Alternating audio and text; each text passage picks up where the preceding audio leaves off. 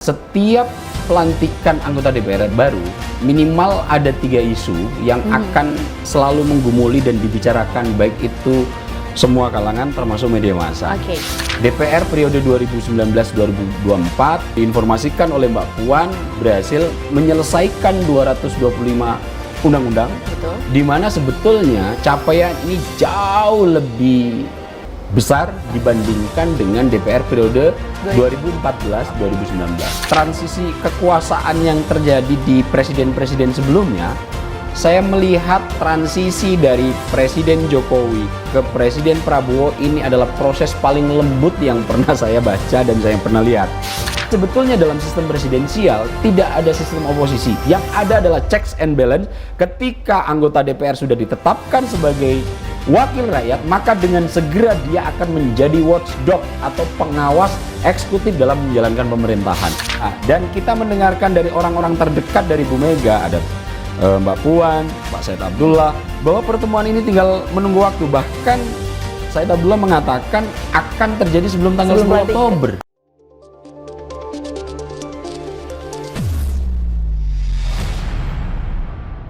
Halo, selamat sore Tiara dan juga pemirsa Pasti. Tempo TV. Kita baru saja tadi siang ataupun pagi hari tadi kita baru aja menyaksikan secara seksama terkait dengan pelantikan dari anggota MPR RI, DPR dan juga DPD RI yang mana sudah ada penentuan dari pimpinan sementara. Dan hari ini tepatnya pada tanggal 1 Oktober 2024 pada sore hari ini kita masih menunggu kira-kira seperti apa sih penentuan dari pimpinan anggota DPR dan juga MPR RI serta DPD RI. Dan kita juga sudah bersama dengan narasumber yang terbaik dan juga terpercaya, ada Bang Abdul Hakim selaku dari Direktur Eksekutif Skala Survei Indonesia. Halo, selamat sore Mas Abdul. Selamat sore Mbak Besti, Mbak Tera. Selamat sore Mas Abdul, tadi kita sudah bersama-sama nih untuk menyaksikan beberapa pelantikan atau prosesi dari pelantikan anggota MPR, DPR dan juga DPD RI 2024 hingga 2029 yang sudah terpilih nantinya seperti itu ya. Kalau misalnya kita melihat pemaparan dari tadi ada dari Edi Baskoro yang mengatakan bahwa menjadi seorang wakil rakyat ini tidaklah mudah. Banyak sekali tantangan dan tentu saja masyarakat Indonesia ini memiliki ekspektasi yang sangat tinggi kepada anggota Dewan ataupun DPR RI yang terpilih pada hari ini. Dan kalau misalnya kita melihat terkait dengan nantinya penentuannya, kira-kira akan seperti apa sih dinamika ataupun prosesnya penentuan dari pimpinan anggota MPR, DPR dan juga DPD RI pada hari ini? Ya, tadi pagi kita semua sudah menyaksikan pelantikan dari 580 anggota DPR terpilih. Betul. Meskipun ada dinamika yang harus diganti di tengah jalan, ada yang dipecat, kemudian ada yang harus mengundurkan diri karena memberikan rute jalan untuk anggota DPR yang lain. Namun secara keseluruhan kita lihat tadi pelantikan prosesnya berjalan dengan baik dan segala sesuatu yang kita agak khawatir apakah ini nanti bisa berjalan dengan lancar, ternyata semuanya tidak terjadi. Nah, setiap pelantikan anggota DPR baru, minimal ada 3 isu yang akan selalu menggumuli dan dibicarakan, baik itu semua kalangan termasuk media massa. Isu nomor 1 yang biasa dibicarakan berbarengan dengan proses pelantikan anggota Dewan Perwakilan Rakyat baru, yang ini nanti rumah besarnya adalah Majelis Permusyawaratan Rakyat, di mana nanti kamar satunya ada Dewan Perwakilan Daerah. Itu nomor 1 adalah isu soal kinerja. Kinerja DPR sebelumnya seperti apa, pasti akan banyak diulas oleh media sebagai bahan evaluasi bagaimana produktivitas kinerja yang dilakukan anggota DPR terpilih sebelumnya. Dan tadi pagi Ketua DPR Mbak Puan Maharani telah menyinggung salah satunya adalah kinerja terkait proses legislasi.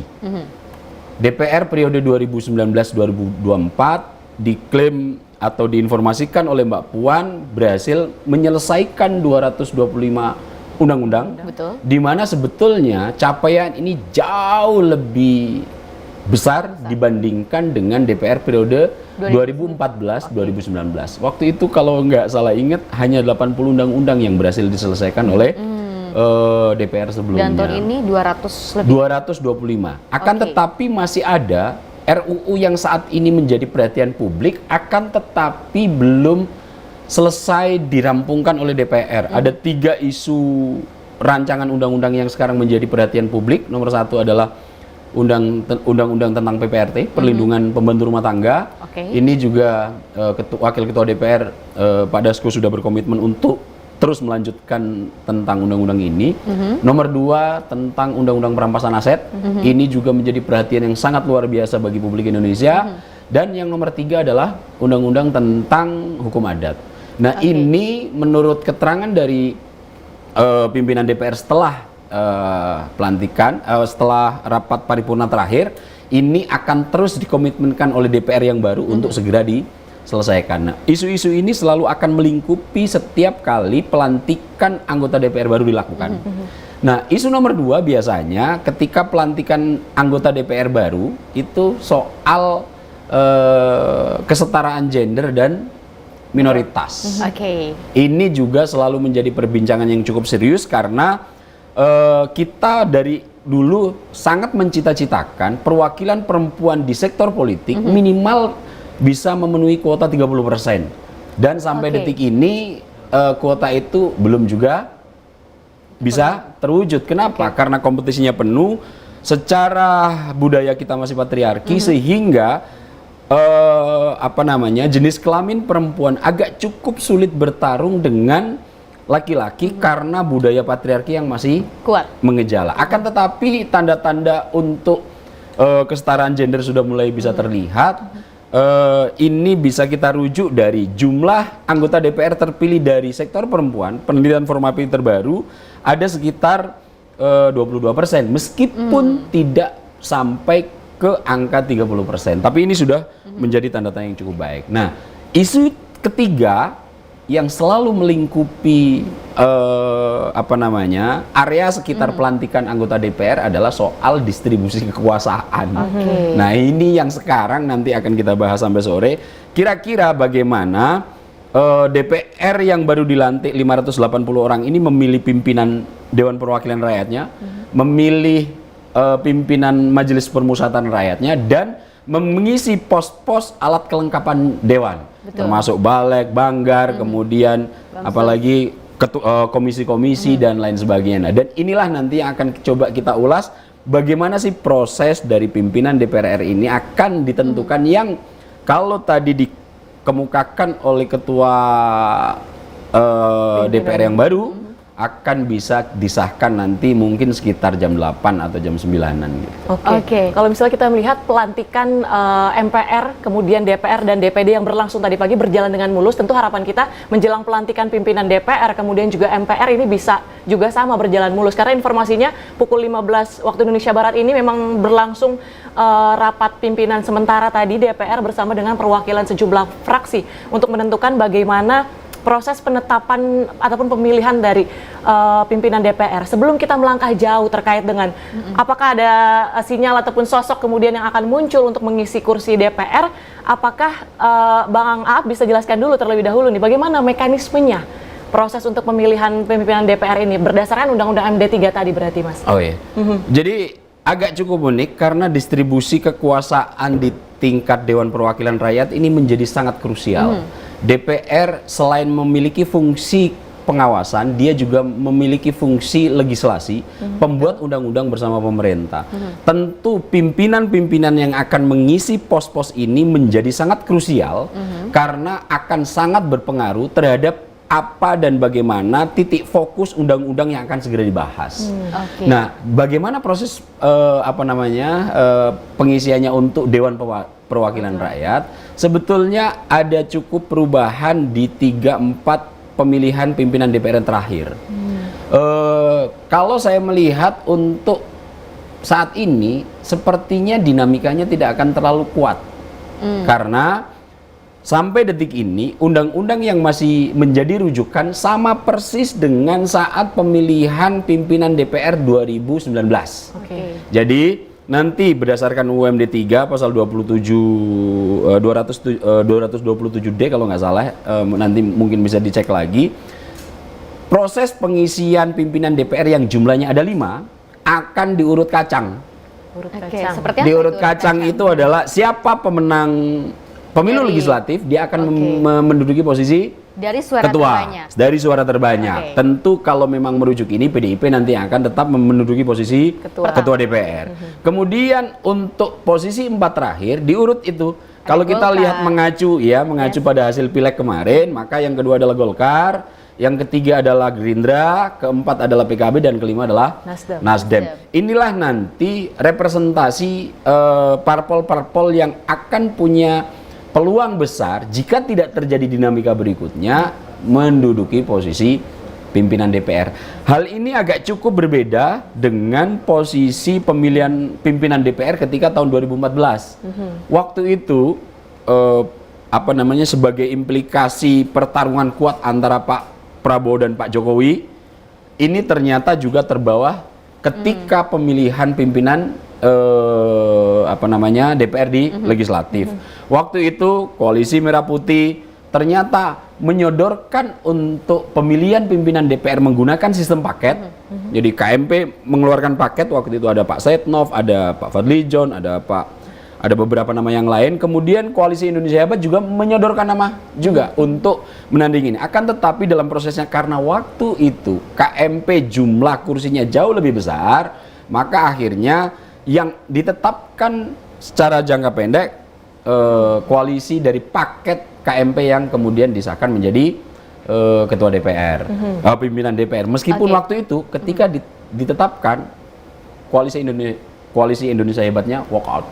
Kalau misalnya tadi dari pernyataan Bang Aap menyatakan bahwa dinamikanya di periode kali ini tidak begitu kuat, sepertinya berjalan dengan mulus. Apakah kemudian kans dari Puan Maharani ini kemudian semakin kuat 90%, 98%? Pandangan Bang Aap? Kalau melihat fakta dan indikator politik yang terjadi, hampir 99,9% sepertinya Mbak Puan akan tetap menjadi ketua DPR yang kedua untuk periode kedua kalinya. Nah, tinggal yang cukup menarik nanti adalah siapa pos-pos berikutnya. Nah, terkait dengan Mbak Puan, saya juga melihat ini sebagai indikator baik terkait bergabungnya PDIP terhadap pemerintahan Kabinet Prabowo Gibran ini. Jika ini nanti betul-betul mulus, maka Mbak Puan benar-benar ditetapkan sebagai ketua DPR. Saya melihat ini menjadi sinyal kuat bahwa PDIP akan segera merapat dan bergabung dalam pemerintahan Prabowo Gibran. Oke, Bang Aap, ini kan kalau misalnya kita melihat 99% ini kemungkinan Puan Maharani ini akan menjabat lagi 2 periode sebagai ketua DPR RI. Apakah adanya penambahan ataupun dari anggota DPD RI, Dewan Perwakilan Daerah ini kan dominasi ada perempuan penambahan seperti itu kan. Apakah ini ada pengaruh dari seorang ketua DPR Puan Maharani? Dan juga kalau misalnya kita melihat ini kan terkait dengan untuk memilih kira-kira sepertinya wakilnya siapa seperti itu dari tiap-tiap partai politik yang memang sudah terpilih dari 8 partai politik seperti itu, seperti ada Golkar, terus juga PKB. Kira-kira siapa yang nama-nama dari setiap partai politik ini yang memiliki kans yang berkapasitas? Kalau kita merujuk pada info-info yang beredar gitu, ada beberapa pimpinan DPR yang sekarang, 2 telah menyatakan tidak akan menduduki posisi itu lagi. Nomor 1 adalah Caimin. Ketika rapat paripurna terakhir dan press conference sudah menyatakan bahwa beliau tidak akan duduk lagi menjadi wakil ketua DPR. Kemudian Pak Ludwig dari Golkar juga tidak akan menduduki pimpinan DPR. Sehingga kalau kita melihat posisi ini, maka yang punya kans perubahan ada di sektor 2 ini. Tapi apakah di parpol yang lain itu akan juga cukup berubah? Info yang saya terima terakhir kali, Nasdem juga akan melakukan perubahan. Pak Rahmat Gobel juga sudah tidak akan lagi menduduki posisi itu, yang saya dengar-dengar akan digantikan oleh Pak Saan Mustafa. Nah, dari Partai Gerindra siapa? Saya masih mendengar bahwa Pak Dasko menjadi calon yang paling kuat untuk tetap menduduki posisi ini, meskipun kabarnya beliau juga diminta dengan kuat oleh Pak Prabowo untuk menduduki posisi kabinet. Nah, kemudian Golkar siapa nanti yang akan mengisi? Saya mendengar kabar Pak Adis Kadir dari Dapil Jatim Jawa Timur itu juga akan menduduki posisi wakil ketua DPR, dan untuk yang menggantikan Caimin adalah pasti orang terdekat Caimin yang waktu itu menjadi ketua Komisi 6, Faisal Reza. Kira-kira Adis Kadir ini memiliki peluang besar tidak untuk nantinya akan menjadi seorang wakil pimpinan DPR? Kalau merujuk info-info yang sedang beredar di dalam sana dan saat ini perwakilan parpol sedang melakukan rapat Diskusi dengan pimpinan secara sementara internal. ya secara internal, nama beliau masih cukup menguat. Oke, masih cukup kuat mungkin ya. Iya. Kemungkinan besar mungkin dari nama tersebut Cuma akan kita memiliki kans yang baik seperti itu. Ya? cuma Golkar ini adalah parpol yang cukup dinamis ya. Kita lihat, saya merujuk kembali ke pemilihan pimpinan DPR tahun 2014. Sempat ketika pimpinan DPR 2014-2019 itu pergantian ketua DPR-nya pernah terjadi 3 kali. 4 kali pergantian dengan 3 nama yang berbeda. Dan ini semuanya terjadi di Partai Golkar. Pertama ketika paket terpilih adalah Pak Setnov sebagai ketua DPR ketika periode 2014-2019. Kemudian dengan dinamika yang terjadi termasuk Papa minta saham. Betul. Waktu itu akhirnya Pak Setnov kemudian ditarik digantikan oleh Pak Ade Komarudin. Kemudian tidak sampai setahun Pak Setnov berhasil lagi mengambil alih pimpinan DPR dari Pak Akom, yang akhirnya Pak Akom saat ini adalah sedang sakit, mudah-mudahan beliau segera disehatkan. Kemudian yang berikutnya dengan kasus EKTP, Pak Setnov sekarang harus berdiam diri di pesantren dan digantikan oleh Pak Bambang Susatyo sampai akhir masa jabatan 2014-2019. Nah, di sini maksud saya kenapa saya mengungkapkan ini adalah polemik yang terjadi di Partai Golkar. Partai Golkar ini betul-betul tidak ada hukum khusus atau formula paten yang ketika satu orang ini menduduki posisi tertentu akan aman selamanya. Agak cukup berbeda formula dan kimianya dengan partai Meskipun misalnya Gerindra, terdapat dinamika PDIP. di dalamnya. Betul. Jadi Partai Golkar ini menjadi partai yang cukup terbuka. Dia adalah bentuknya TBK sehingga saling mengambil alih atau saling mencoba berkompetisi menduduki posisi politik menjadi sangat terbuka. Oke, kalau misalnya tadi kita berbicara soal penetapan mungkin menjelang nanti pimpinan DPR. Kalau misalnya untuk penetapan MPR, Bang, apakah prosesnya akan, kalau tadi Bang Aap bilang dinamikanya tidak terlalu kuat atau bisa kansnya sudah 99,99%. Nah, kalau misalnya untuk penetapan pimpinan MPR seperti apa? Nah, agak cukup berbeda ketika proses pengisian secara prosedural antara Dewan Perwakilan Rakyat dan Majelis Permusyawaratan Rakyat. Karena Majelis Permusyawaratan Rakyat ini adalah payung yang akan menaungi 2 kamar berbeda, yaitu Dewan Perwakilan Daerah yang menjadi representasi dari provinsi masing-masing. Sementara DPR ini adalah kamar yang direpresentasikan dari partai politik. Maka MPR nanti proses pemilihan pimpinannya akan berasal dari 2 unsur ini. Betul. Akan tetapi proses pengisiannya mayoritas masih akan diisi oleh perwakilan dari Dewan Perwakilan Rakyat. Sekarang pimpinan MPR ada 10. 8 nanti sepertinya akan menjadi representasi DPR yang mewakili partai-partai politik, kemudian 2 diantaranya akan berasal dari Dewan Perwakilan Daerah.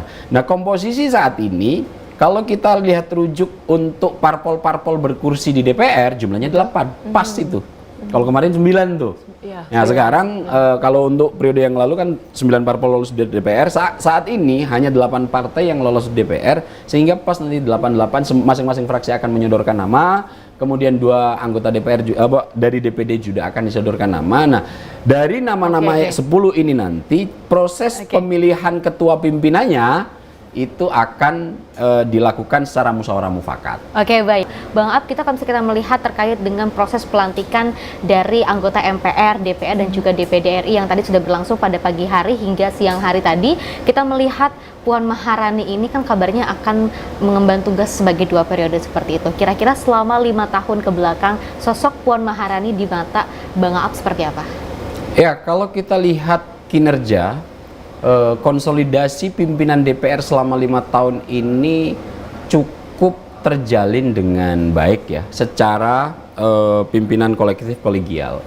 Ketika Mbak Puan terjadi halangan untuk memimpin rapat paripurna atau rapat yang lain, selalu kemudian wakil-wakil seperti Pak Sufmi Dasko, kemudian Pak Rahmat Gobel dan lain-lainnya bisa membackup dengan cepat untuk tetap agar proses-proses legislasi yang dilakukan di DPR bisa berjalan dengan baik. Betul. Nah, ini juga yang kemudian tidak ada jarak atau gap yang cukup tajam menjadi pemisah di antara pimpinan-pimpinan DPR periode yang lalu.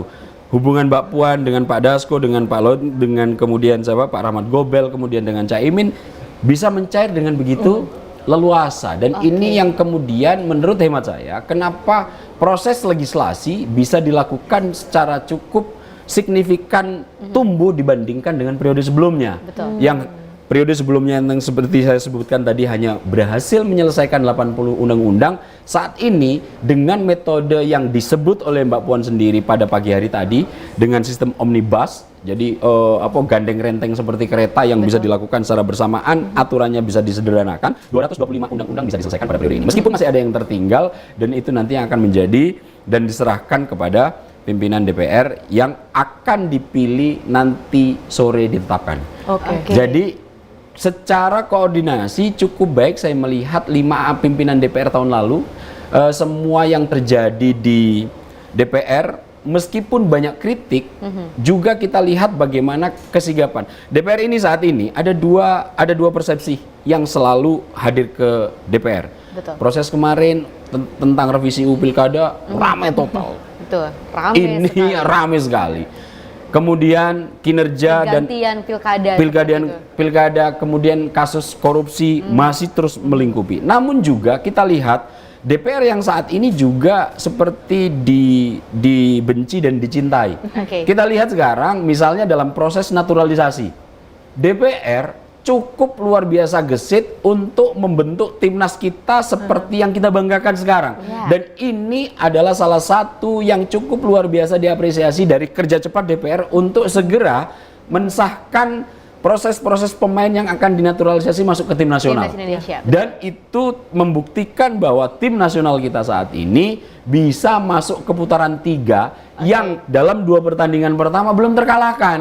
Bahkan bisa menahan imbang 2 tim raksasa Asia, Australia dan Arab Saudi. Ini kan kemudian apresiasi publik. Selain kritik ke DPR, salah satu fungsi DPR untuk cepat memproses naturalisasi yang dilakukan DPR ini juga mendapatkan apresiasi cukup luar biasa. Nah, hal-hal seperti ini respon cepat terhadap hal-hal yang yang mempengaruhi opini publik juga itu bisa direspon cepat 5 pimpinan DPR yang ini. Selain kasus naturalisasi ada juga itu kemarin tentang pansus haji. Ini juga mendapatkan apresiasi yang cukup baik dari kalangan publik. Nah, kalau kita melihat posisi yang seperti ini, 5 pimpinan DPR ini saya melihat tahun lalu meskipun banyak dinamika yang menghadirkan kritik, menghadirkan kekecewaan, namun juga tidak seperti tahun sebelumnya yang 2014 2019 cukup ribut untuk perebutan posisi kekuasaan pimpinan DPR yang 2014 2019. Nah, kalau kita perbandingkan secara fakta politik pimpinan DPR 2014 2019 dengan 2019 2024, perbandingan secara apple to apple masing-masing pimpinan DPR, sebetulnya saya menilai jauh lebih baik pimpinan DPR yang sekarang, karena meskipun ada kritik, ada juga hal-hal baik yang dirasa publik telah berhasil diperjuangkan oleh DPR. Yang paling kentara adalah tim nasional kita. Karena kalau kita lihat dari pemaparan Puan Maharani pada saat sidang terakhir, sidang paripurna anggota DPR RI 2019 hingga 2024 mengatakan bahwa setiap kritik dari masyarakat ataupun kritik dari manapun ini harus dijadikan sebuah motivasi untuk bangsa, seperti itu ya. Dan itu artinya seluruh anggota DPR RI ini sudah mengembangkan tugas dengan sangat baik, begitu ya, Bang Ab ya? Pimpinan DPR sejauh ini cukup, saya kalau perbandingannya dengan DPR sebelumnya, tentu 5 pimpinan DPR yang periode 2014-2019 patut kita apresiasi jika kita perbandingkan dengan pimpinan DPR 2014-2019. Apalagi pada saat itu kita sempat berjibaku dengan adanya COVID-19. Ekonomi semakin menurun luar biasa. Banyak sekali korban jiwa yang memang merenggut nyawa, harta, bahkan perekonomian Indonesia ini sangat menurun seperti itu ya. Tapi dengan bersama-sama masyarakat Indonesia, pimpinan DPR dan juga seluruh anggota DPR, meskipun banyaknya kritikan seperti itu, kita bisa mampu bangkit dari keterpurukan yang adanya geopolitik Indonesia dan juga dunia seperti itu ya. Ya, dengan respon cepat DPR untuk mengantisipasi semua keinginan masyarakat, meskipun lagi-lagi saya ulangi, ada kritikan yang menghadir dan mengarah ke DPR, tapi untuk periode ini apresiasi juga datang. Jadi dibenci sekaligus dicintai. Salah satu poin yang saya tangkap tadi dari Bang Aap menyatakan bahwa memang komunikasi antara tadi kelima pimpinan DPR ini menjadi kunci sebenarnya keberhasilan untuk kemudian tadi membuat terobosan-terobosan di DPR ataupun percepatan tadi. Nah, berarti kalau dari nama-nama yang kemudian tadi muncul mungkin untuk menjadi wakil-wakilnya seperti yang tadi disebutkan, seperti Caimin digantikan seperti itu, kemudian Lodwig juga digantikan. Apakah kemudian dari sosok-sosok ini, pimpinan DPR kelima ini kemudian akan membuat komunikasi yang cair seperti tadi? Kalau merujuk pada desas-desus sosok-sosok yang akan terpilih, sepertinya komunikasi antara 5 pimpinan DPR nanti yang akan disahkan pada malam ini, kalau tidak terjadi dinamika, saya pikir tidak akan terjadi proses komunikasi yang agak cukup rumit. Karena sebetulnya saya melihat selama 5 tahun terakhir pimpinan DPR ini motor utamanya ada 2 orang gitu. Yang pertama adalah di Pak Dasko, Pak Sufmi Dasko Ahmad, dan Mbak Puan Maharani. Dan saya lihat nanti jika informasi yang saya terima ini nanti menjadi kenyataan, Pak Dasko tetap akan menduduki wakil ketua DPR, kemudian Mbak Puan akan menduduki pimpinan DPR. Sepertinya proses komunikasi ini akan cukup bisa dijembatani dengan baik. Nah, untuk nama-nama yang lain, saya lihat juga komunikasi dengan Mbak Puan dan Pak Dasko juga relatif baik gitu. Relatif Pak Faisal Reza sudah sering berkomunikasi dengan Mbak Puan dan Pak Dasko, kemudian juga Pak Adis Kadir juga cukup lekat dengan Bang Dasko, kemudian juga satu nama lagi Pak Saan Mustafa juga udah cukup kerap berkomunikasi dengan Bang Dasko. Jadi kalau melihat komposisi saat ini, hal yang kemarin bisa dicapai oleh DPR 2014-2019 sepertinya akan cukup memungkinkan lagi untuk bisa diulangi di periode 2024 sampai 2029 mendatang. Oke, kalau bisa kita melihat tadi juga pada saat proses pelantikan anggota MPR, DPR dan juga DPD RI, ini kita melihat Presiden Joko Widodo juga bahkan didampingi oleh Presiden terpilih Prabowo Subianto. Ini keakraban cukup kita lihat di sana ya, keharmonisan, keakraban, bahkan di hadapan para menteri pun kita sangat melihat keakraban keduanya seperti itu ya. Dan kita pun melihat bahwa ternyata transisi dari pemerintahan Prabowo Gibran ini sangat mulus ya dibandingkan dengan transisi yang lainnya. Sepakat tidak? Ya, kalau saya menilik dari transisi kekuasaan yang terjadi di presiden-presiden sebelumnya, saya melihat transisi dari Presiden Jokowi ke Presiden Prabowo ini adalah proses paling lembut yang pernah saya baca dan saya pernah lihat. Karena kalau kita cek misalnya, kalau untuk transisi kekuasaan dari presiden-presiden sebelumnya, dari Pak Karno kepada Pak Soeharto harus ada dinamika G13 PKI. Betul. Dari Pak Soeharto ke Pak Habibie ada reformasi. Dari Pak Habibie kemudian ke era Gus Dur ada dinamika pemilihan di MPR yang cukup luar biasa. Meskipun kemudian dari Presiden Abdurrahman Wahid ke Bu Megawati juga ada impeachment. Kemudian dari Bu Mega, meskipun ada transisi yang tidak terlalu bergejolak, tapi tidak seperti yang dilakukan ketika Pak Jokowi ke Pak Prabowo. Bahkan anggaran tahun pertama untuk presiden ini terpilih ini bisa langsung bekerja, anggaran untuk di APBN-nya sudah disiapkan oleh Pak Jokowi. Dan ini adalah proses yang menurut saya paling lembut yang pernah terjadi di transisi-transisi kekuasaan presiden-presiden sebelumnya.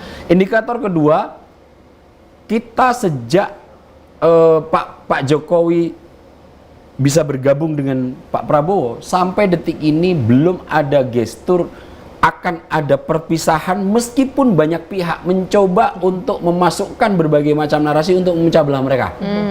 Nomor satu yang paling kuat dan saat ini masih digaung-gaungkan di media sosial upaya itu adalah akun Fufu Fafa misalnya. Yang akun itu sampai detik ini masih diupayakan untuk menjadi variabel yang bisa merenggangkan antara Presiden Jokowi dan Prabowo. Akan tetapi saya melihat kedewasaan dari Pak Prabowo sebagai presiden terpilih yang jiwa militernya masih cukup kuat, yang akan tunduk patuh kepada pimpinan selama dia secara sahih masih menjadi pimpinannya. Kita lihat tadi, ketika Presiden Joko Widodo masuk ke DPR, Pak Prabowo ada di mana? Ada di samping. Masih mengiringi di sampingnya. Bahkan di belakang sedikit. Di belakangnya.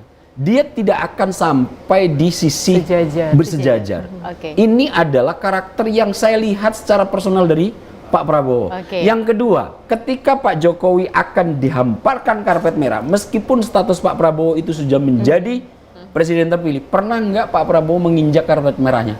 Oke. Ini adalah salah satu yang saya lihat karakternya sehingga Pak Prabowo agak cukup memiliki perubahan yang cukup luar biasa sejak beliau bergabung dengan Pak Jokowi. Oke, Karakter-karakter ini saya melihat akan semakin memuluskan transisi ini sampai 20 Oktober. Oke, baik. Tadi kita melihat beberapa pernyataan dari salah satu jurnalis Info TV, Desri Dewi Andayani, yang mengatakan bahwa beberapa banyak pernyataan dari Sufmi Dasko Ahmad yang sudah memiliki nama-nama nantinya seperti itu ya. Bagaimana pandangannya? Iya, memang ya untuk lembaga DPR 5 tahun terakhir, nama Sufmi Dasko Ahmad adalah sosok paling sentral yang seolah-olah menjadi dirijen. Rising star politik. Kalau bahasanya siapa yang menyebut rising star politik? Pak Surya Paloh. Oke. Jadi Pak Surya Paloh itu yang menyebut Sufmi Dasko Ahmad sebagai rising star politisi, salah satu rising star politisi di Indonesia. Dan memang beliau saya lihat menjadi sosok yang cukup menjadi dirijen kuat terkait politik situasi yang ada. Nah, kalau lihat pernyataan situasi politik, pernyataan-pernyataan beliau menurut saya bisa sangat menjadi rujukan karena tidak banyak pernyataan yang beliau keluarkan kemudian agak cukup berbeda dengan fakta politik yang terjadi. Jika kita ingin melihat fakta-fakta politik apa yang akan terjadi, kalau bisa mendapatkan informasi dari beliau, sepertinya itulah yang akan terjadi. Seperti susunan ketua DPR yang tidak akan berubah komposisi, tidak akan ada dinamika seperti paket 2014, sudah kita dengar 2 bulan yang lalu dari Sufmi Dasko Ahmad. Dan sekarang saat ini itu yang terrealisasi. Kemudian ketika undang-undang pilkada tidak dilanjutkan, siapa yang beri informasi pertama? Sufmi Dasko Ahmad. Apakah itu terus berlanjut? Tidak. Kemudian ada beberapa informasi situasi politik antara kerjasama partai A, partai B, partai C selama jelang pilpres. Semua komentar-komentar dari Sufmi Dasko Ahmad ini menjadi rujukan utama untuk bisa membaca situasi itulah yang seolah-olah nanti akan terwujud di kemudian hari.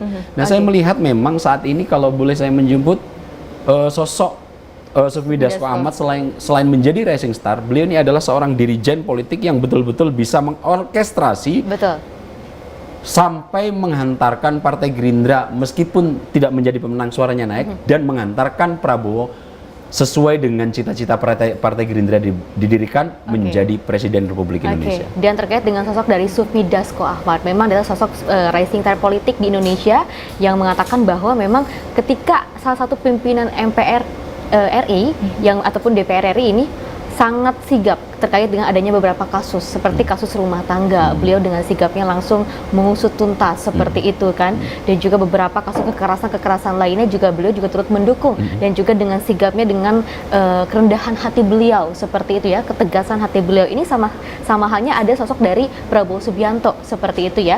Tapi kalau kita mengulas kembali nih ya Bang Aap terkait dengan pertemuan ataupun kebersamaan antara Presiden terpilih Prabowo Subianto dan juga Presiden Joko Widodo pada saat pelantikan MPR, DPR dan juga DPD RI pada tadi siang, dan pada siang ataupun pagi hari tadi juga ketika bersamaan adanya keakraban, ketika adanya dinamika terkait dengan isu Fufu Fafa yang juga akan adanya keretakan di antara keduanya. Tapi kalau misalkan kita melihat keakraban di antara keduanya seperti apa Bang Aap menilainya?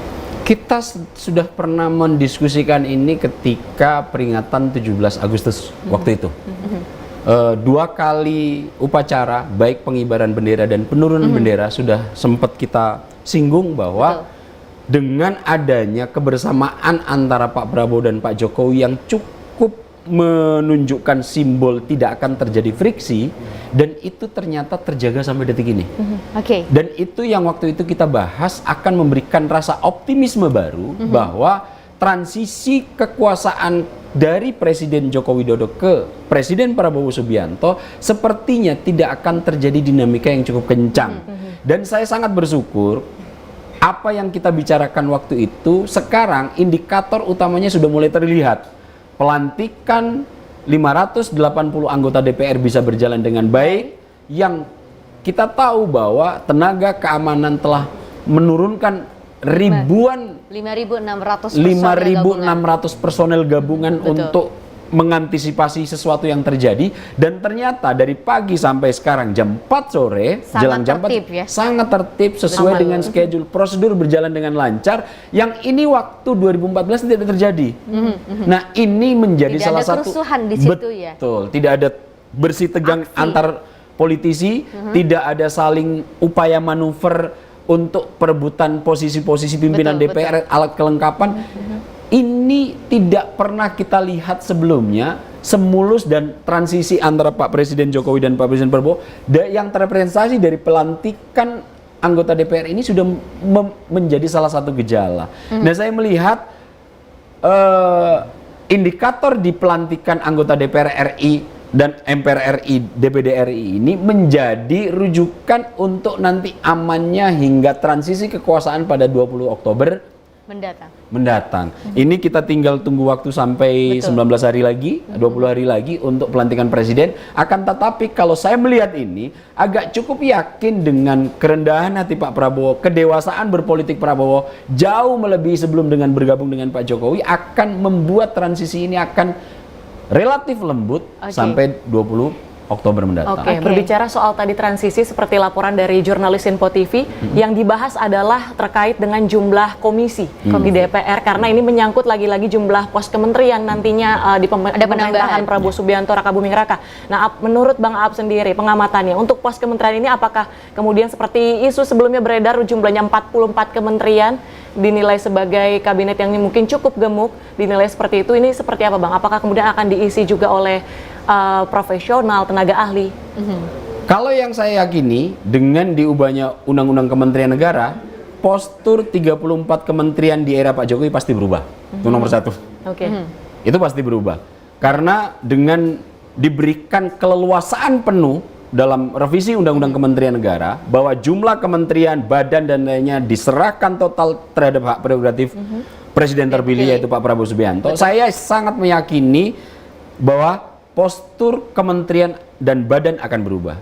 Nomor dua, karena Pak Prabowo memiliki keinginan total untuk melakukan konsolidasi politik dalam rangka mencapai Indonesia Emas tahun 2045, ini tentu akan menjadi sarana untuk mewadahi kerja besar yang akan dilakukan oleh koalisi besar. Apalagi nanti ketika PDIP betul-betul akan memutuskan gabung ke kabinet, maka 100% partai politik berkursi di parlemen akan berada di belakang Pak Prabowo dalam mengawal pembangunan 5 tahun ke depan. Tentu situasi ini belum pernah terjadi. Dan jika ini betul-betul terjadi, saya mensinyalir bahwa ini akan menjadi potensi baik. Kembali ke struktur kementerian, dengan kerja besar nanti yang akan dilakukan oleh Pak Prabowo, tentu kalau ini kemudian didelegasikan dan didistribusikan sesuai dengan kompetensi masing-masing, tentu akan akan lebih sederhana dan lebih mudah. Hanya yang menjadi persoalan serius dan yang sekarang menjadi poin penting dari kritikus untuk penambahan ini adalah anggaran. Dari mana kita nanti akan memenuhi kebutuhan anggaran ketika postur kelembagaan dan badan kementerian itu akan bertambah. Nah, ini yang kemudian situasinya telah disinkronisasi antara Presiden Joko Widodo dengan Prabowo Subianto. Dan ini lagi-lagi saya meyakini akan menjadi transisi khusus. Apakah akan ada perubahan? Ada. Saya mendengar badan Kementerian BUMN akan dihapus, akan dibentuk semacam holding kayak Temasek begitu. Jadi nanti BUMN akan dihilangkan. Kemudian beberapa menteri akan dipecah. Jumlahnya kita belum tahu pasti. Yang beredar 44, tapi saya yakin akan masih sangat berubah karena sesuai dengan pernyataan orang paling penting dan sentral di Partai Gerindra, Soebul Iman Ahmad, baru akan difinalisasi nanti 5 hari sebelum pelantikan. Yaitu kita tunggu nanti tanggal 15 sepertinya sudah bocoran-bocoran akan dikemukakan oleh nama-nama dan pos-pos kementeriannya. Pak Prabowo menargetkan tanggal 15 Oktober harus sudah selesai. H-5 artinya postur yang saat ini nomenklaturnya sedang dibahas juga harus final, sehingga nanti 20 Oktober itu dilantik, Pak Prabowo 21 Oktober kementerian bisa langsung dibentuk untuk langsung kerja secara cepat. Oke, terkait dengan transisi antara pemerintahan Prabowo Gibran ini sangat begitu mulus, hikmat. Apalagi kita melihat bersama-sama pada saat pelantikan ini semuanya mulus, tidak ada kerusuhan dan sangat damai seperti itu ya. Apakah hal tersebut ini terpengaruh karena sosok dari Prabowo Subianto ini sangat merangkul seluruh dari partai politik seperti itu? Dan pertanyaan kedua adalah ketika memang Prabowo Subianto ini kan sebagai presiden terpilih seperti itu ya, dan juga sebagai ketua umum Partai Gerindra. Untuk nama-nama di kabinet nanti, apakah nanti akan mayoritas dari Partai Gerindra atau seperti apa? Lagi-lagi untuk menjawab ini kita tidak bisa menjadi cenayang, harus ada rujukan pernyataan dari orang-orang tertentu yang kredibilitasnya bisa kita pegang. Ketua Harian Partai Gerindra Sufinda Ahmad telah mengatakan bahwa dari Gerindra malah nanti tidak akan banyak. Oke. Nanti postur kementerian akan lebih banyak diisi oleh profesional. Tentu perwakilan 8 parpol nanti seandainya mereka akan bergabung dengan partai politik dengan Pak Prabowo, ada pembagian tugas dalam merawat kebutuhan masyarakat. Tentu ini pos-pos itu akan diberikan. Kita seperti dengar misalnya Mas AHY tetap akan masuk di kabinet, kemudian Pak Erlangga disebut-sebut juga masih masuk di kabinet, kemudian Pak Zul juga nanti kabarnya akan menduduki salah satu pos Menko gitu, kemudian di beberapa Golkar juga akan menduduki pos-pos tertentu. Jadi saya yakin bahkan PDIP kabarnya juga akan mendapatkan 2 pos kementerian. Nama Pak Budi Gunawan sebagai orang paling dekat Pak SBY akan menjadi representasi PDIP ketika nanti bergabung. Kemudian ada nama Pak Abdullah Azwar Anas, mantan Bupati Banyuwangi yang sekarang Menpan RB itu juga akan menduduki masuk dalam kabinet. Jadi posisi-posisi ini ketika Pak Prabowo nanti berhasil merangkul dan merengkuh semua untuk bisa bekerja sama, memang ada kekhawatiran nanti tidak akan ada pengkritik atau oposisi. Tentu ini sangat tergantung dengan konsep presidensialisme. Kita kadang-kadang agak cukup rancu dalam membedakan sistem parlementer dan sistem presidensial. Dalam sistem presidensial, oposisi sejatinya nggak dikenal. Jadi meskipun misalnya Pak Prabowo ini dari Partai Gerindra, ketika seluruh anggota DPR dari Partai Gerindra telah dilantik menjadi anggota DPR RI, maka tugas utamanya adalah menjadi pengawas penuh Pak Prabowo ketika nanti dilantik menjadi eksekutif. Ini konsepnya di sistem presidensial. Jadi putus hubungan itu secara teoritis, akan tetapi ini agak cukup disangsikan. Tapi sebetulnya dalam sistem presidensial tidak ada sistem oposisi. Yang ada adalah checks and balance.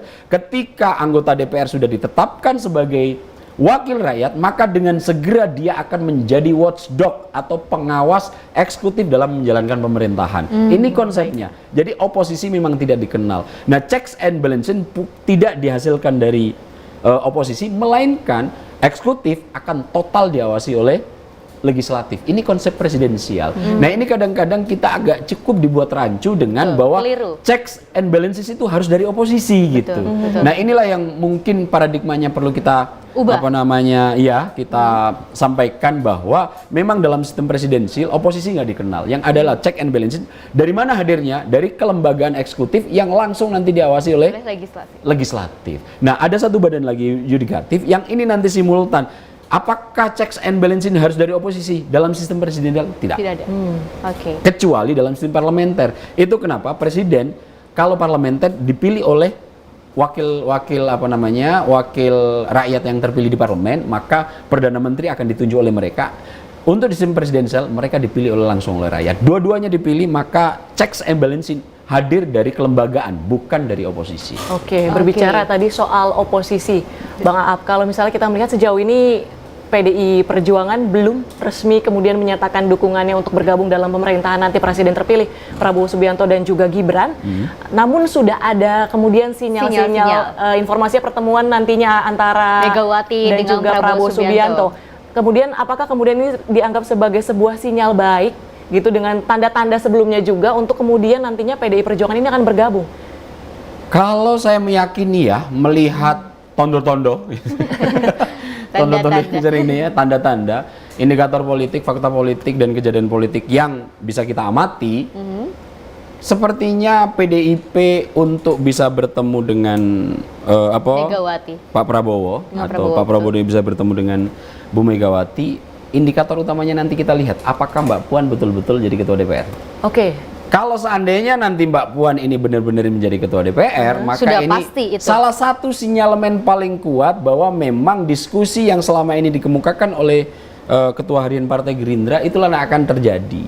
Yaitu bahwa saat ini dengan tidak adanya manuver untuk pemilihan pimpinan DPR, maka tentu hal ini sudah terjadi koordinasi dan komunikasi dari kedua belah pihak. Dan kita mendengarkan dari orang-orang terdekat dari Bu Mega, ada Mbak Puan, Pak Said Abdullah, bahwa pertemuan ini tinggal menunggu waktu. Bahkan Said Abdullah mengatakan akan terjadi sebelum tanggal 10 Oktober. Oh, bahkan sebelum tanggal 10. Sebelum tanggal 10 Oktober. Artinya sebelum 10 Oktober, tanggal 15 itu sudah difinalisasi.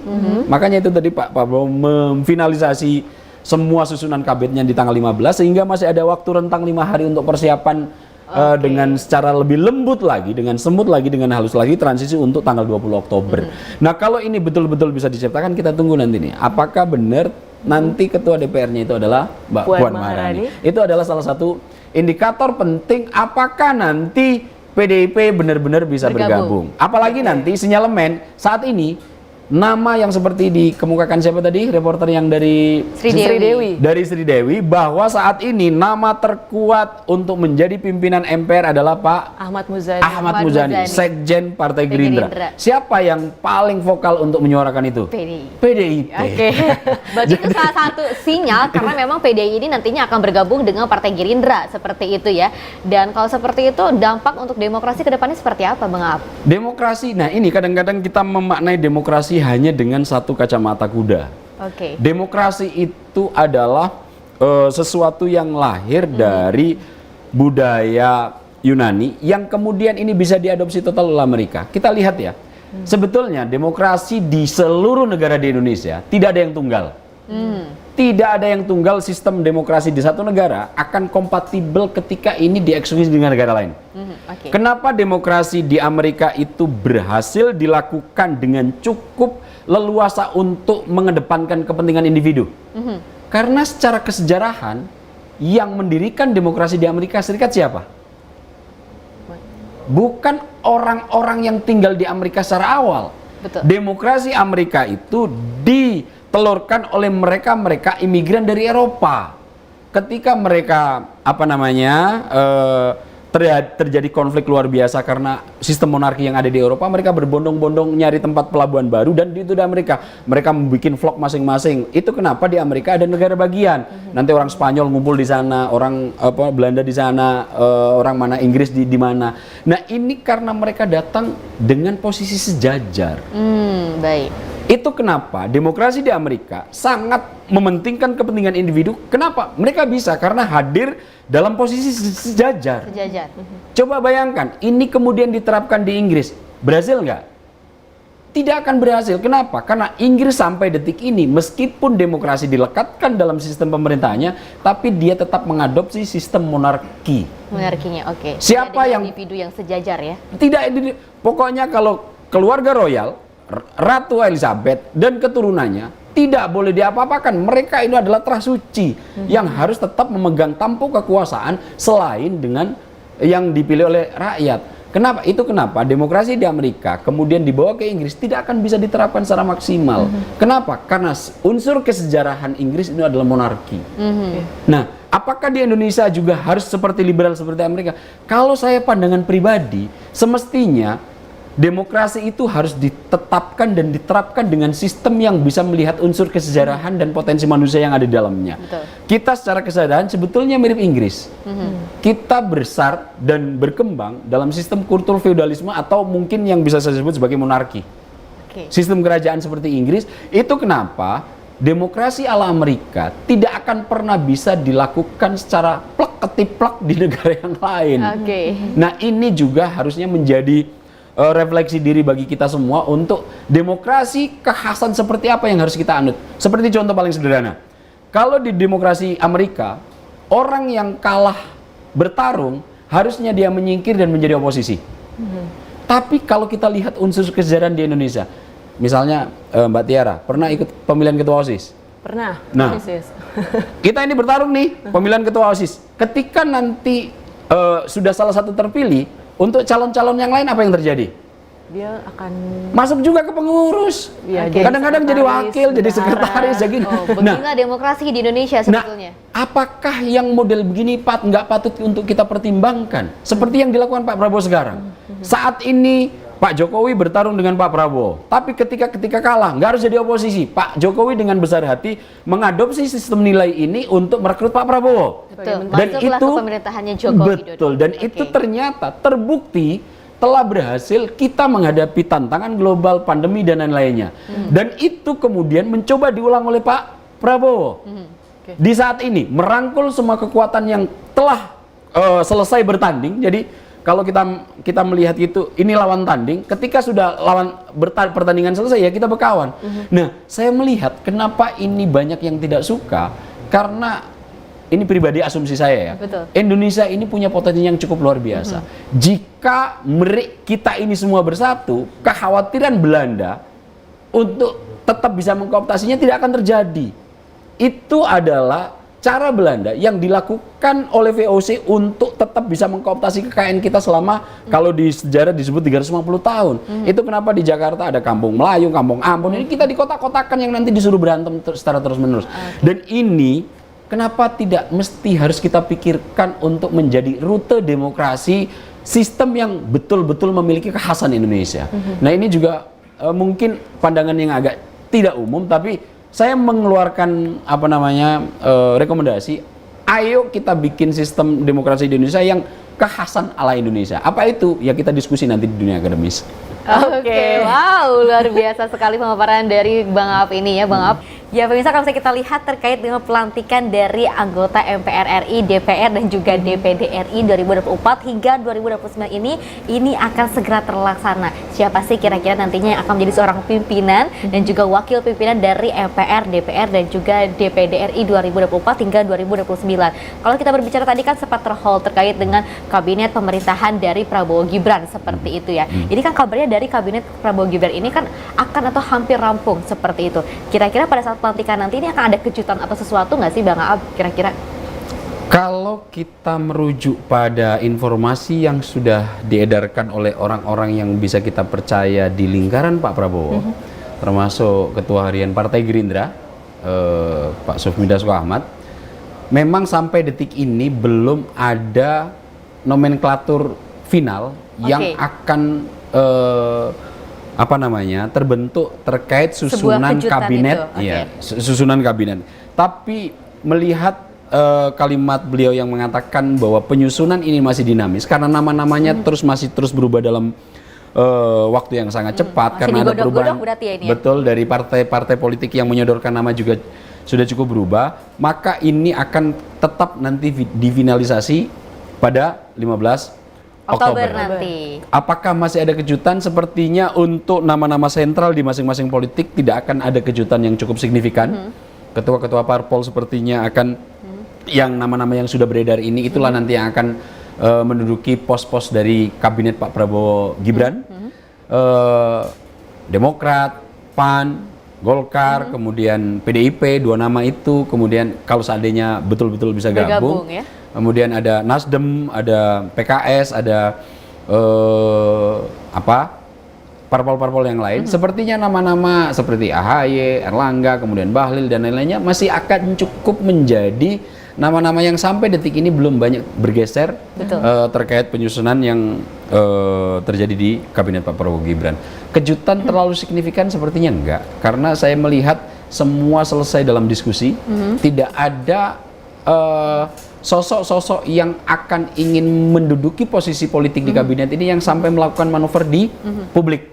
Semuanya bisa diselesaikan diskusi di belakang layar, sehingga sepertinya untuk kemulusan penyusunan dan pelantikan nanti riuh rendahnya tidak akan berada di media. Nah, terkait yang akan mengisi posisi kabinet ini, apakah kemudian ada menteri-menteri di era pemerintahan Presiden Jokowi, katakanlah yang sudah 2 periode, Menteri Keuangan misalkan Sri Mulyani, ataupun Menteri Luar Negeri Retno Marsudi, Menteri PUPR Basuki Hadi Mulyono yang sudah memiliki nilai popularitas yang dinilai cukup tinggi di track masyarakat recordnya ini Indonesia. positif di masyarakat. Apakah kemungkinan untuk kemudian menarik orang-orang yang sebelumnya ada di pemerintahan Presiden Jokowi untuk kemudian mengisi pemerintahan Prabowo? Sejauh yang saya dengar gitu dari bisik-bisikan yang ada di dalam, memang nama-nama yang disebutkan tadi masih cukup kuat menjadi kandidat-kandidat yang akan mengisi Menjadi pos-pos kementerian di kabinet Pak Prabowo Gibran. Dan diskusi dengan Pak Prabowo dan Gibran juga terus intensif berlangsung. Dan Gibran menjadi representasi nanti nama-nama yang selama ini menjadi penyokong utama orang-orang yang paling dekat dengan Pak Jokowi juga masih akan tetap menjadi penggawa-penggawa nanti akan di Kabinet selanjutnya. diikutkan di kabinet Pak Prabowo Gibran. Betul. Nama-nama yang tadi disebutkan memang saat ini masih menjadi yang Populer. cukup kuat peredarannya, tapi di antara nama-nama ini tidak akan semua diakomodasi. Ada juga nama-nama yang disodorkan nanti juga mendapatkan pergantian, tapi lagi-lagi nama seperti Bahlil sepertinya masih akan tetap. Betul. Gitu ya. Tapi saya dengar orang yang saat ini paling dekat dengan Pak Prabowo sepertinya akan memilih untuk jalur kembali kampus, misalnya Pak Pratikno. Apakah dia nanti akan terus melanjutkan dan lain-lainnya? Ini juga masih santer kabar beliau akan kembali ke kampus dan lain-lainnya. Nah, ini memang kabar simpang siur ini masih akan cukup beredar, baik itu di WA Group, susunan-susunan yang mencoba untuk dianalisis oleh para pengamat dan orang-orang yang berkepentingan. Tapi kalau kita merujuk dari pernyataan Ketua Harian Partai Gerindra, sampai detik ini belum ada yang diiyakan secara 100% sahih siapa nama yang akan duduk di posisi kabinet di kementerian apa, dan bahkan nomenklatur untuk susunan kementeriannya pun belum final sampai belum detik ada ini. fiksasi di sana ya, masih Betul. menunggu nanti pada tanggal 15 Oktober nanti. Kalau misalnya tadi Bang Aap mengatakan bahwa nanti di last minute ketika pelantikan tidak akan ada kemungkinan tidak ada kejutan, sebuah kejutan. Tapi kalau misalnya kita melihat ini, kalau misalnya memang ada kejutan, memang ini berpotensi kepada potensi yang sangat besar. Salah satunya adalah potensi kepada PDI Perjuangan yang nantinya jika akan bergabung dengan kabinet pemerintahan Prabowo Gibran. Ini kira-kira kerjasama politiknya akan seperti apa, Bang Aap? Itulah mungkin satu-satunya kejutan terbesar nanti yang akan terjadi. Itu ternyata ya kejutan terbesar ya. Jika PDIP nanti benar-benar bisa bergabung dengan kabinet Prabowo Gibran, inilah kejutan yang menurut saya paling besar bisa terjadi.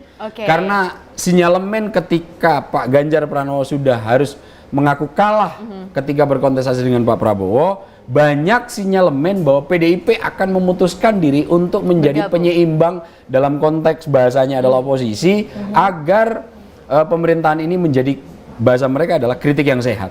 Akan tetapi kalau kita dalam perjalanan beberapa pekan terakhir jelang pelantikan ini, sinyalemen, tondo-tondo, indikator, kejadian politik, semua sepertinya mengarah kepada kemungkinan besar terjadinya gabungnya PDIP terhadap kabinet.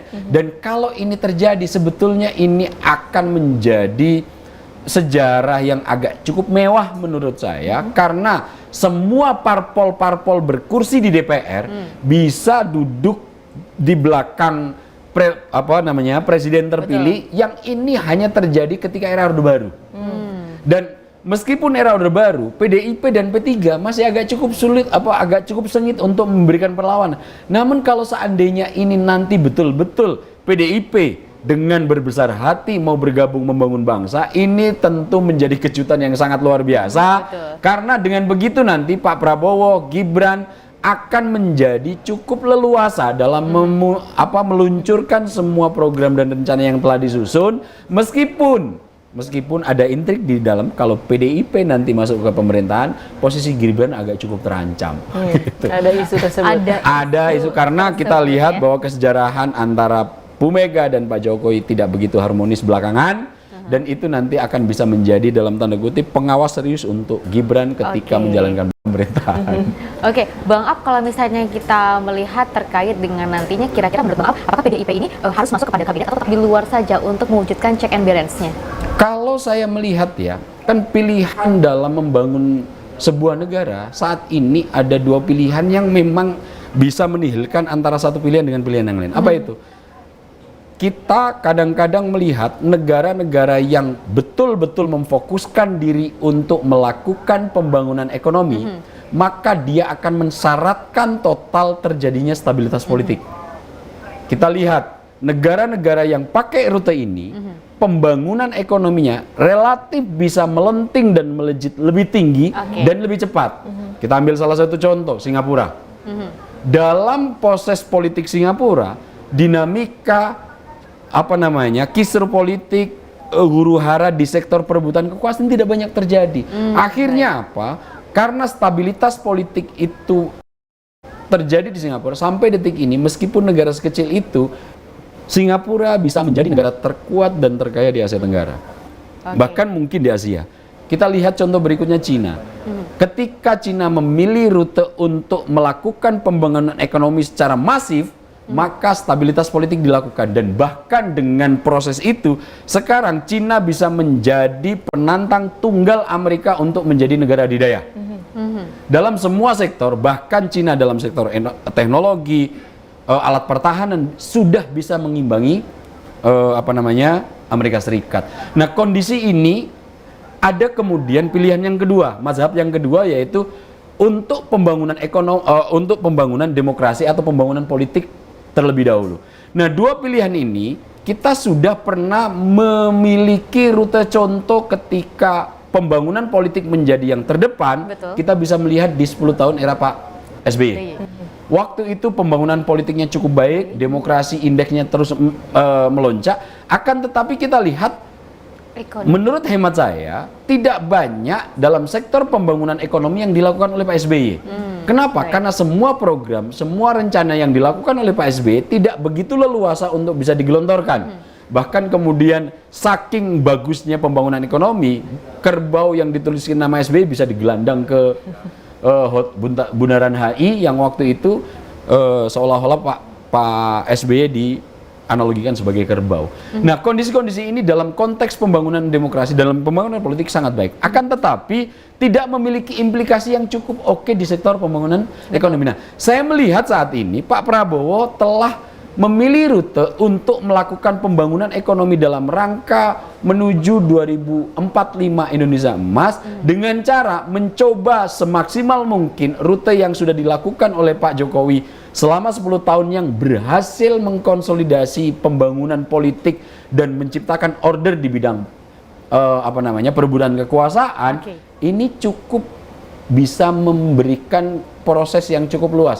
Bahkan ketika stabilitas ekonomi, stabilitas politik terjadi, ide yang tidak pernah bisa dieksekusi oleh presiden-presiden sebelumnya berhasil dieksekusi oleh Presiden Jokowi. Apa itu? Pemindahan ibu kota negara. Oke, baik Bang Aap. Bang Aap, tadi kita melihat pernyataan dari jurnalis Info TV Rizal yang mana mengatakan bahwa memang nantinya ketika untuk pemilihan ketua MPR RI ini akan ditunda pada tanggal 3 Oktober 2024 seperti itu ya. Dan juga banyak nama-nama yang berpotensi seperti itu di setiap partai politik yang memang memiliki suara terbanyak seperti itu ya. Dan ini harapannya ke depannya seperti apa kira-kira Bang Aap dari beberapa calon yang nantinya akan memimpin Indonesia yang jauh lebih baik lagi? Ya, kalau terkait dengan pimpinan MPR RI, tadi saya sempat ngecek bahwa Partai Gerindra secara resmi sudah akan mengajukan nama Pak Ahmad Muzani sebagai Ketua MPR. Ini sejalan, dan ini pernyataan ini dikeluarkan oleh Ketua Harian Partai Gerindra, Sufmi Dasko Ahmad, bahwa memang untuk pimpinan Ketua MPR RI, Partai Gerindra menyorongkan nama Ahmad Muzani dan beliau mengatakan ya cukup wajar lah kalau presiden nanti punya ketua MPR gitu. Jadi ini yang sepertinya akan terjadi, dan nanti kalau seandainya ketua MPR ini betul-betul akan bisa diamanahkan kepada Pak Muzani, lagi-lagi sinyal kuat bahwa PDIP nanti akan bergabung dengan kabinet Prabowo Gibran, ini bisa menjadi salah satu sinyal itu.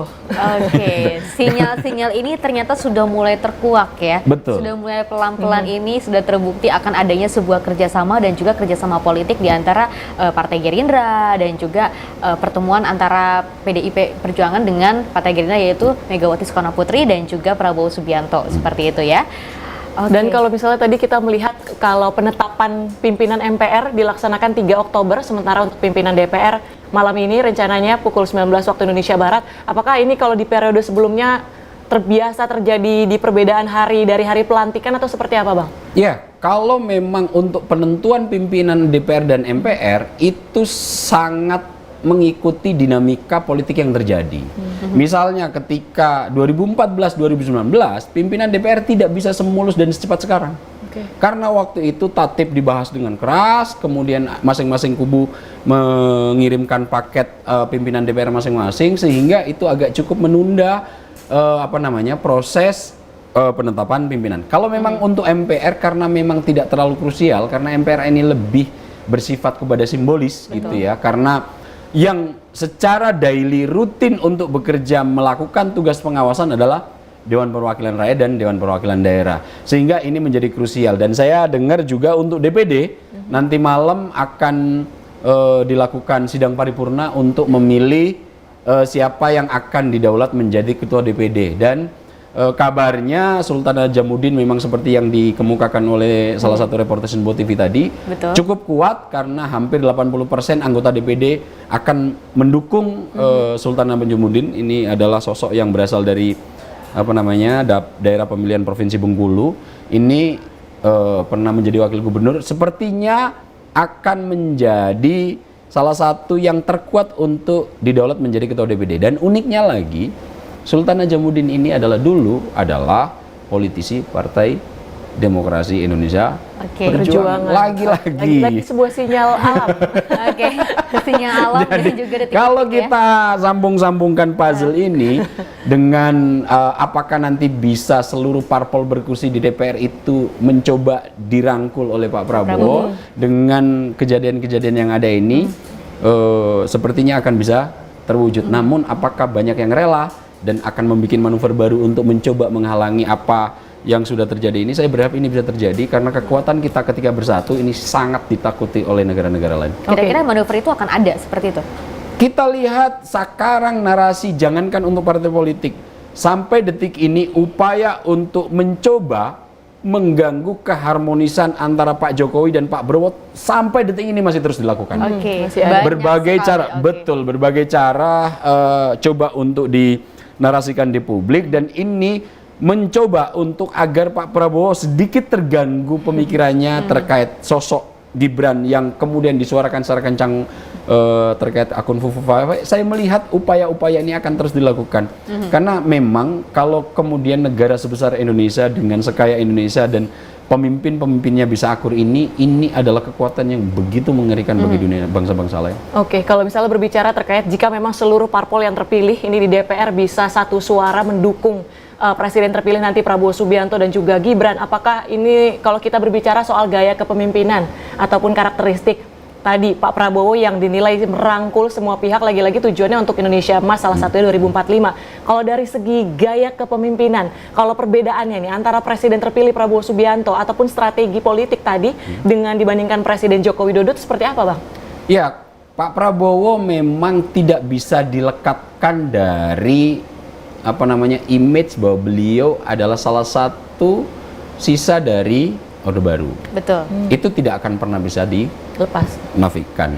Karena meskipun beliau harus terlempar karena situasi politik yang ada dan sempat harus menghindar ke Yordan untuk menghindari situasi politik yang berlaku, namun kita lihat yang mengembalikan total reputasi kemudian martabat dari Pak Prabowo adalah Pak Jokowi.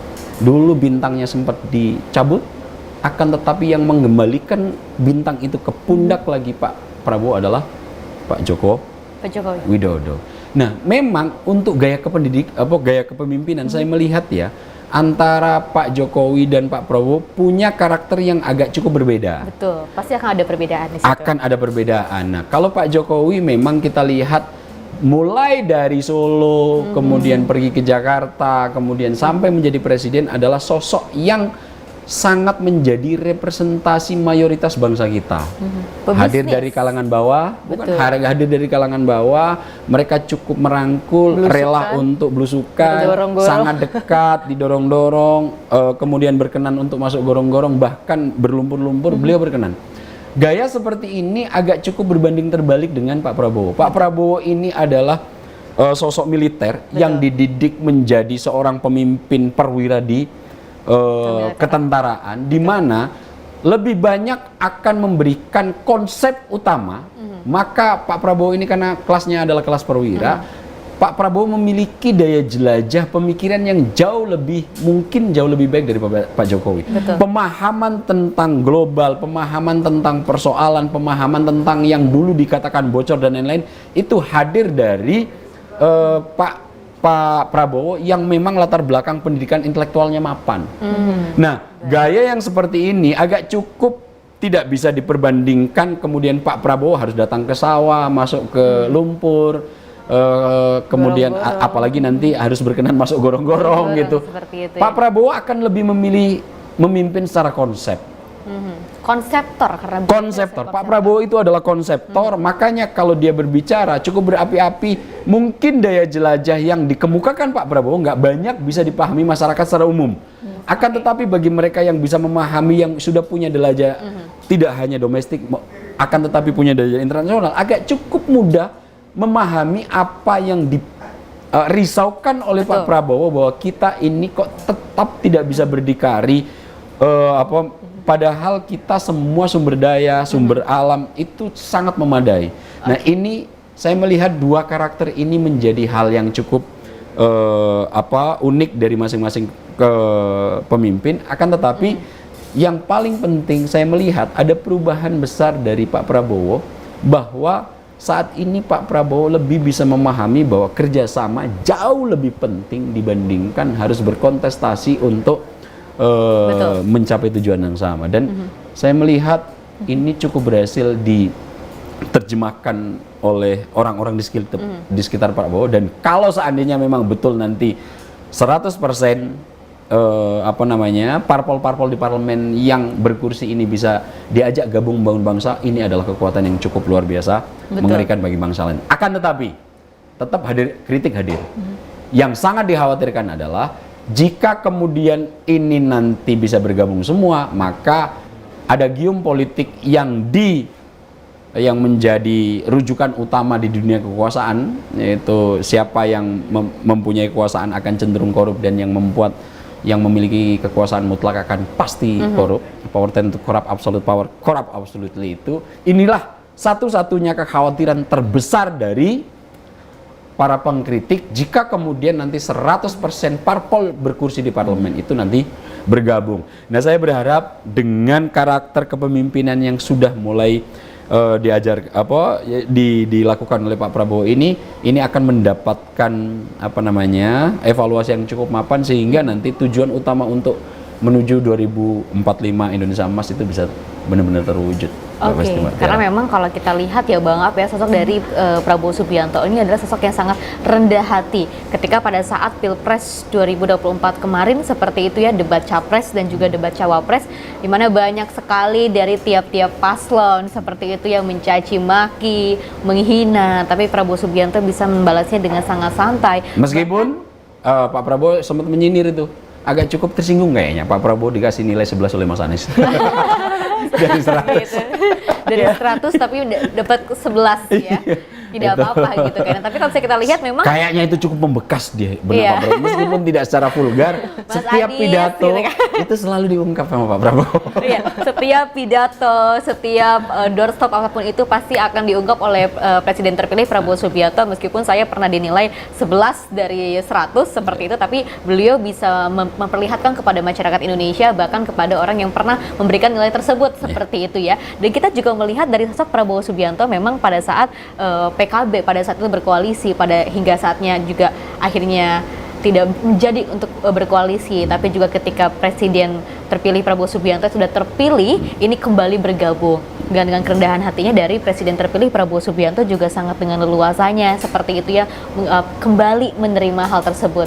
Kita melihat memang sosok Prabowo Subianto ini di mata masyarakat memang sosok yang sangat tegas seperti itu ya. Tidak ingin seperti pemaparan yang dipaparkan oleh Bang Aap ini, tidak mungkin untuk masuk ke gorong-gorong seperti Presiden Joko Widodo seperti itu ya. Bukan berarti beliau ini tidak memiliki empati yang sangat kuat seperti itu ya. Tapi memang sosok dari Prabowo Subianto ini memiliki sosok yang sangat kemiliteran yang sangat luar biasa. Coba lihat gayanya Pak Soekarno ketika memimpin. Betul.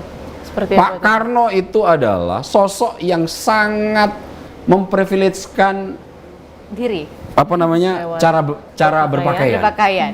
Cara berpakaian, dia akan memakai pakaian terbaik, sepatu Berwibawa, terbaik, berwibawa seperti dan itu. Oke. apakah kemudian Bung Karno itu bukan sosok yang merepresentasikan sebagai pemimpinnya Cinta wong cilik? tanah air. Oke. Bahkan ideologinya adalah marhain. Oh.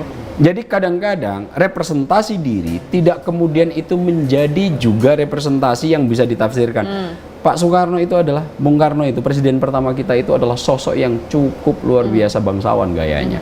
Tapi dia sangat berempati terhadap situasi yang melingkupi rakyat kecil. Makanya ketika dia ketemu dengan sosok marhain, itulah yang kemudian dijadikan ideologi oleh Bung Karno untuk diperjuangkan di sektor politik. Oke, Bang Aap, ini sepertinya kita melihat di layar kaca bahwa akan segera adanya jelang penetapan pimpinan MPR, DPR dan juga DPD RI di 2024 hingga 2029. Ini sudah dinantikan oleh masyarakat Indonesia, wajah-wajah baru dan juga semangat-semangat baru dari seluruh anggota dewan. Kita akan berlanjut untuk menyaksikan bersama-sama.